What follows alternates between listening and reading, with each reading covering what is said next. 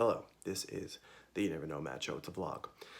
So I was just listening to the most recent episode on the Jordan Peterson podcast called Restructuring Your Worldview.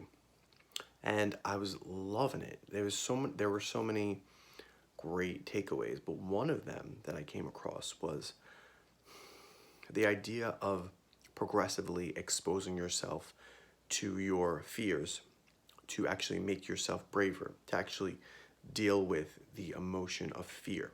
And I think that if it wasn't for fear, that we would do a lot more in our lives.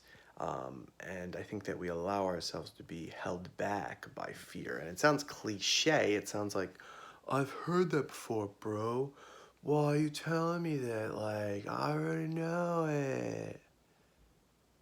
But he laid it out in such a way that he was just saying, like, he was giving the example of someone who was afraid of elevators. Like, they didn't want to look at an elevator. They didn't want to be anywhere near an elevator.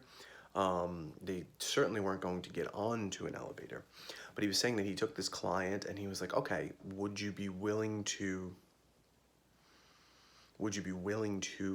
at least look at pictures of an elevator online?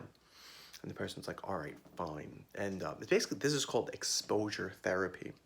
So there's going to be things that you think you're best off doing that you're not doing because you're afraid. Right? So this is what he did with the person. He's like, all right, do you want to look at some pictures of elevators? And they're like, all right, fine, I'll look at the pictures. And they look at the pictures until they get bored. And then he's like, all right, let's go to where an elevator is. No, I can't do that. All right, we'll go to a place where you're 100 feet away from an elevator. And he just progressively got this person to do more and more of what they were afraid of. So it's like, let's say, what are you afraid of? What do you feel like it's too much for you to do? If it's public speaking, it's like, well, how many people do you think you could speak to at once? Like, what's the limit? Like, when does it get to be too much for you, right? So he's saying, like, maybe you know it's too much for you, so do a little tiny bit at a time, but continue to face those fears, because then you grow braver, you get more of what you want. Like Tim Ferriss says, there's a direct correlation between expanding your sphere of comfortable action and getting what you want. I'll say it again. There is a direct correlation between expanding your sphere of comfortable action and getting what you want.